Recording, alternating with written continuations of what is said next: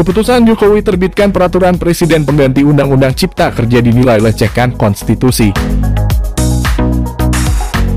Presiden Joko Widodo mendadak mengeluarkan keputusan mengejutkan jelang akhir tahun 2022. Ia tiba-tiba mengeluarkan peraturan presiden pengganti undang-undang atau Perpu nomor 2 tahun 2022 tentang Cipta Kerja. Mulai tertanggal 30 Desember 2022 itu merupakan tindak lanjut setelah Mahkamah Konstitusi pada 25 November 2021 lalu memutuskan bahwa Undang-Undang nomor 11 tahun 2020 tentang Cipta Kerja inkonstitusional bersyarat. Jokowi beralasan, Perpu nomor 2 tahun 2022 itu dikeluarkan untuk mengisi kekosongan hukum terkait urusan investor di dalam dan luar negeri. Karena itu untuk memberikan kepastian hukum, kekosongan hukum yang dalam persepsi investor baik dalam maupun luar, ujar Jokowi dalam jumpa pers pada Jumat 30 Desember 2022 pekan lalu. Ia menyebut perekonomian Indonesia pada 2023 itu bakal sangat tergantung pada investasi serta kekuatan ekspor. Karenanya, Jokowi memutuskan untuk menerbitkan Perpu Cipta Kerja untuk memastikan adanya payung hukum. Tak hanya itu, Jokowi menekankan saat ini Indonesia dalam posisi waspada akan ketidakpastian global pada tahun baru ini. Apalagi sudah ada 14 negara yang menjadi pasien IMF. Serta tak menutup kemungkinan masih ada negara lainnya yang mengantre menjadi pasien lembaga keuangan tersebut. Menko Perekonomian Airlangga Hartarto menambahkan ada alasan mendesak di balik penerbitan Perpu Cipta Kerja. Pertimbangannya adalah kebutuhan mendesak. Pemerintah perlu mempercepat antisipasi terhadap kondisi global baik yang terkait ekonomi, tutur Menko Airlangga di tempat dan waktu yang sama.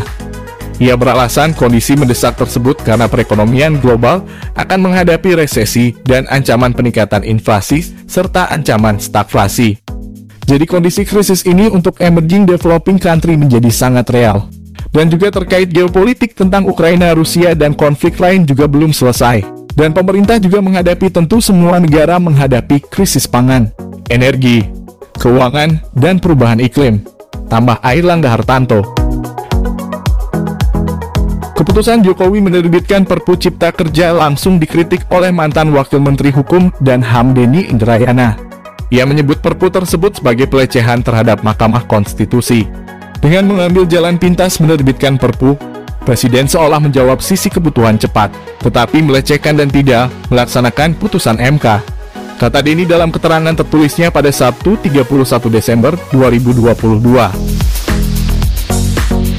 Menurut dia, jika nantinya akan disetujui DPR menjadi undang-undang, namun tidak ada pelibatan publik di dalamnya.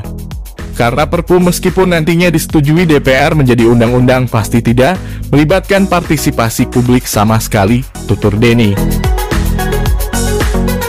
Sebelumnya, MK telah menyatakan Undang-Undang Ciptaker inkonstitusional secara bersyarat setelah digugat oleh kalangan masyarakat sipil. Dalam putusannya, MK menyatakan secara formal UU Ciptaker bertentangan dengan UUD 1945 karena belum ada standar baku pembuatan Omnibus Law. Selain itu juga tidak adanya partisipasi publik yang bermakna dalam pembuatannya. Sementara itu, Sekretaris Fraksi Partai Keadilan Sejahtera Ledia Hanifah Amaliah mengatakan, keputusan Jokowi mengeluarkan Perpu Cipta Kerja sebagai satu bencana undang-undang karena berpotensi mengganggu, merusak serta merugikan kehidupan bernegara yang demokratis dan mencederai ketundukan pada hierarki perundang-undangan di negeri ini, kata Ledia Hanifah dikutip pada Minggu 1 Januari 2023. Dia menjelaskan, ketika Undang-Undang Cipta Kerja nomor 11 tahun 2020 dinyatakan inkonstitusional bersyarat pada November 2021, MK memerintahkan kepada pembentuk undang-undang untuk melakukan perbaikan dalam jangka waktu paling lama 2 tahun sejak putusan dikeluarkan. Jadi MK secara lugas memerintahkan kepada pembentuk undang-undang untuk melakukan perbaikan pada Undang-Undang Cipta Kerja ini dengan tenggat hingga November 2023. Namun, bukannya melaksanakan amanah perintah perbaikan undang-undang tersebut bersama DPR, Presiden Jokowi malah menerbitkan produk hukum baru berupa Perpu. Yang diamanahkan apa, yang dikerjakan apa, papar Ledia. Menurut Ledia, langkah Jokowi itu juga menunjukkan betapa pemerintah malas. menggampangkan pelanggaran terhadap hierarki perundang-undangan, sekaligus melecehkan DPR. Dia tidak menafikan bahwa Presiden memiliki hak prerogatif menerbitkan Perpu. Namun syarat kehadiran Perpu nomor 2 tahun 2022 ini tidak kuat dan terlalu dipaksakan. Salah satu syarat kehadiran Perpu adalah kegentingan yang memaksa dan ketidakmungkinan memunculkan undang-undang dengan prosedur biasa. Mana situasi genting yang kita hadapi? Mana ketidakmungkinan memunculkan undang-undang dengan prosedur biasa? Yang ada justru keputusan pemaksaan dari Presiden yang mencederai kehidupan demokratis, tegas dia.